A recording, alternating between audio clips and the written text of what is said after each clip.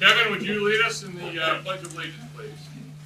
I pledge allegiance to the flag of the United States of America and to the republic for which it stands. Okay, how you doing, Santa? What's your name? Ho, ho, ho, ho.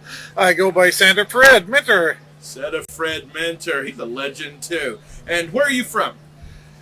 Actually, I'm from the North Pole, but my summer cabin is in Placentia, California, Orange County.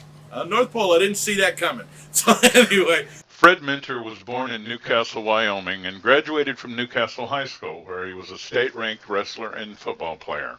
He earned his metallurgical engineering degree at the South Dakota School of Mines and Technology in Rapid City, South Dakota, in 1967 after serving 3 years with the U.S. Army in Germany. Fred loved visiting and talking about the Black Hills, especially Custer State Park and its wildlife. He spent 18 years as metallurgist for John Deere. In 1982, he married Elizabeth, the library director at Carnegie Stout Public Library. Fred had 2 sons before moving to California in 1989, where he worked first for Continental Forge, then Pacific Tube Company, and ended his metallurgical career at Atlas Testing Company in Commerce. Fred was active for 50 years in the International Society for Metals and the American Foundry Society, both of which he served as chair. In California, he became a certified quality engineer and member of the American Society for Quality. Fred loved to cook and entertain. His superpowered margaritas featured limes from his own garden, and everyone loved his creative omelets. He loved tasting scotch and talking about single malts. Fred became a professional real-bearded Santa Claus in 2004, and he never retired from that occupation. He was a life member of the Fraternal Order of Real-Bearded Santas and its founding chapter in Orange County. And how is it that you came into being a Santa? Well, someone showed me a newspaper article about a group in La Mirada called the Real Bearded Santas, and Really? after a long discussion with myself, I thought, well, maybe I should come out of hiding and try it out with that group. And so I joined the ORBS and bought the suit. Well, Fred, you may be the first Santa that I've spoken to that came into the business through the fraternity instead of vice versa. Oh, That is fascinating. All right, well, that's a great. I appreciate you interviewing with us here, Santa. We're going to put this on the Forbes website in the galleries and add you to our Hall of Fame. You are one good-looking Santa. Ho, ho, ho, ho. Thank you. Have a good day, Santa Fred. You too. Fred Claus, ladies and gentlemen. Thank you.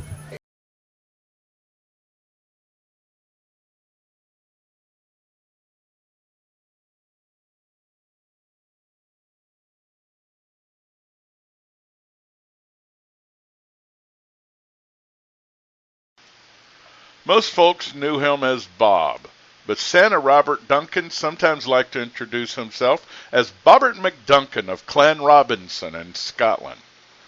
Santa Bob was born in Galveston, Texas in 1949, but with a father constantly away in the Merchant Marines, he and his brother grew up in a Galveston orphanage. His earliest responsibilities included sweeping the front porch, later making lunches for all the boys, and eventually caring for their pigs, some of whom he exhibited for the local 4-H. While working at the farm one day, Bob wrapped the tractor around a large pecan tree, making pecan pie his favorite for the rest of his life. When Bob left the boys' home, he went to work at Wyatt's cafeteria with his mother, eventually becoming one of their chefs. In 1968, Bob moved to California with his mother, working at a number of jobs until he finally found the one he loved at United Foam in Oakland, where he also found the woman he loved. Kathy was the friend of a co-worker at United Foam, and they were married about a year later. In 1979, Bob and Kathy started their own business, and Bob's Foam Factory is still thriving 42 years later. Due in equal parts to his generosity and his genius, his clients have included NASA, ATF, Tesla, Chuck E. Cheese, various film studios, and even sports mascots. Bob used to say that he didn't become Santa so much as he just discovered that he was Santa. From the naturally white beard and rosy cheeks to the twinkle in his eye. His sleigh was a white Can-Am three-wheel motorcycle with Rudolph right out front, and he would be stopped every few blocks for pictures. Even police officers couldn't resist a photo op. Every season, Bob would donate 2 weeks out of his holiday schedule to work every night for free at Christmas Place in Fremont, California. Everything about him was authentic Santa, from the suit to the boots, and from the belt to the bells. Bob is survived by his wife of 51 years, Kathy, his children, Bob Jr., Matthew, Diane, and Dominic, 7 grandchildren, and 6 great-grandchildren.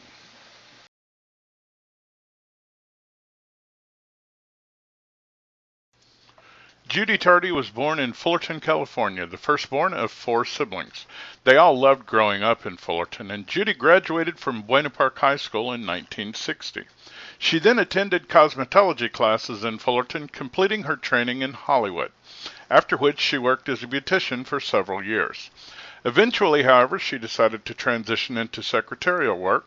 She held positions of growing responsibility at various firms, ultimately becoming administrative assistant for Hughes Aircraft until she retired 20 years later. While still in junior high school, Judy became pen pals with Jennifer, a girl in England, a friendship that continued for the next 65 years, inspiring the Orange County Register to feature the pair in an article in 1989. Judy's interests were always diverse. She had what she considered hobbies, at which she was so good she could easily have become professional. She was a truly accomplished sewing machine embroiderer, as evidenced by all the awards she won at county fairs and the like. She created and published patterns which became instant hits, and she even taught classes, and this was all before embroidery machines became computerized. Even today, few machines could match her delicate stitching and use of colors. Later, Judy became interested in photography, and after a few classes, she began to excel at this as well. Judy and Ted began taking weekend trips with a local photography club, and her love of travel grew right along with her skill with the camera. Not surprisingly, Judy's love of photos led her to join Creative Memories as a consultant, inspiring clients during weekly workshops and biannual retreats. In 2015, she discovered Forever.com, where she flourished as a tech-savvy digital scrapbooker, even publishing some of her favorite compilations for others to enjoy.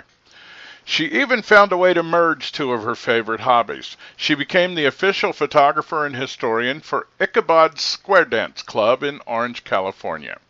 Her incredibly beautiful work documenting their activities and events can still be found on their Facebook page. Her adventurous spirit was evident throughout Judy's life, but may have peaked in 2011 when she celebrated her 70th birthday by going skydiving. Those of us in the Santa world who worked with Ted over the past decade or so had one additional reason to love Judy. Since Ted was so hopelessly overwhelmed by computer technology, we all knew perfectly well that it was Judy who needed to be there to make certain that his computer was connected to the internet and that his camera wasn't pointing at the ceiling or the floor. Several of us can remember video calls with Ted when she wasn't there because we spent the entire time talking to his shirt collar or the top of his head. We'll all miss our sweet Judy, but she's left us with many beautiful memories to hold in our hearts, and we're grateful for that.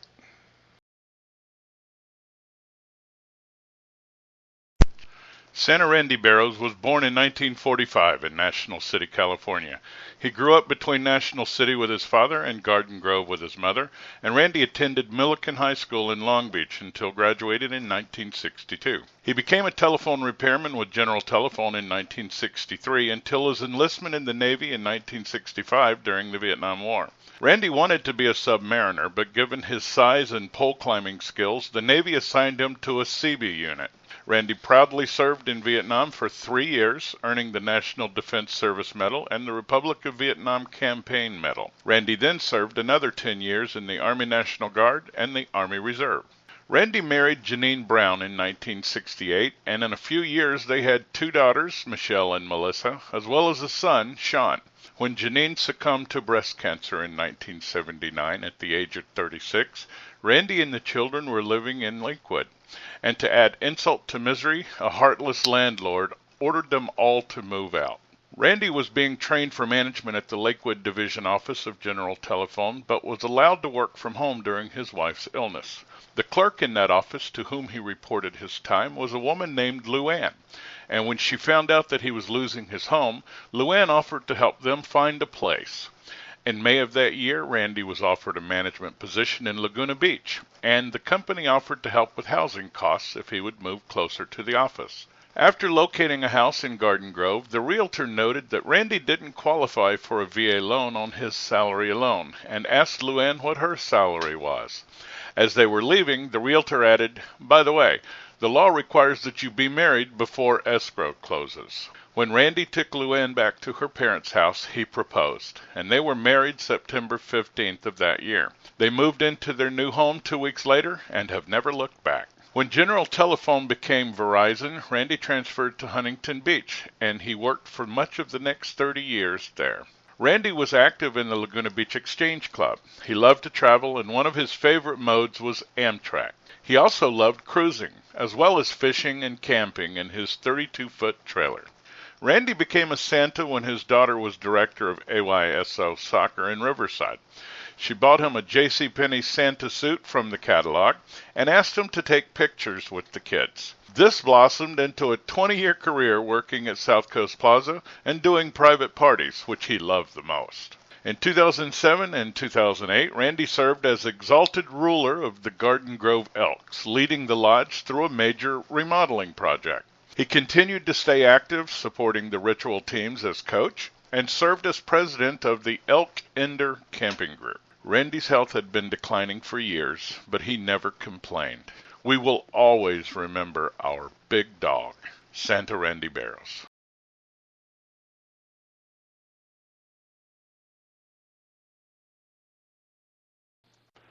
Santa Loren Montauk had many jobs throughout his life. For example, he drove trucks for nearly 35 years.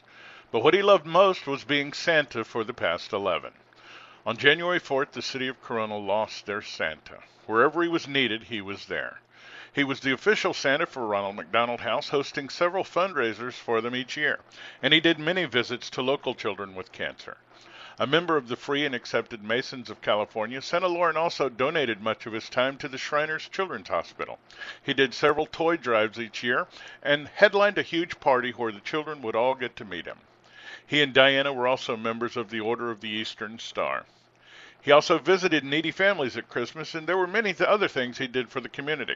He was known far and wide and beloved by all. The week of his passing, the mayor of Corona addressed the city council to announce the sad news. He will also be honored by the Riverside County District at an upcoming meeting. In 2014, the Riverside Press Enterprise wrote a feature article on Santa Loren in August, and it began, "Yes, I know, it's 127 days until Christmas, and the temperature is hovering around 100 degrees. Costco won't have its holiday items on sale until September 1st, and no one on the radio is singing about roasting chestnuts on some open fire. And yet, here I am writing about someone who portrays Santa Claus. I can't help it. With all the miserable news out there, Christmas can't come soon enough." The article continues, "I was talking with Loren Montauk, who crossed the country many times as a trucker for 35 years until retiring in 2008. 2 years later, he traded the truck for a sleigh. Santa Loren says, "We were at the Festival of Lights at the Mission Inn with some friends. I was growing a beard and wore a red shirt. Then someone came up to me and asked if I wanted to be Santa. That someone was with Forbes, the Fraternal Order of Real Bearded Santas, and they have members all over the country, including hundreds on the West Coast. It struck me as kind of weird," Montauk said, "but I went online. They have chapters that meet monthly and a convention at Knott's Berry Farm, so I went and joined in." The article concluded, "When not wearing the red suit, Santa Loren Montauk lives in Corona with his wife Diana." Loren remained a loyal and happy member of Forbes for 11 years. For much of that time, he served as treasurer for the Inland Empire chapter. I can tell you from personal experience that Santa Loren and Diana Montauk were pillars of the Christmas community and revered leaders in the real bearded Santa world. They helped organize and manage most of our reunions over the past decade, and their willingness to mentor new members was legendary. Lorne is survived by a brother and a sister, as well as his wife of 28 years, Diana. He has 4 children, 3 stepchildren, 14 grandchildren, and 12 great-grandchildren. In accordance with his wishes, his body has been donated to science. There will be a celebration of Lorne's life at a later date, and a tree will be planted in his honor.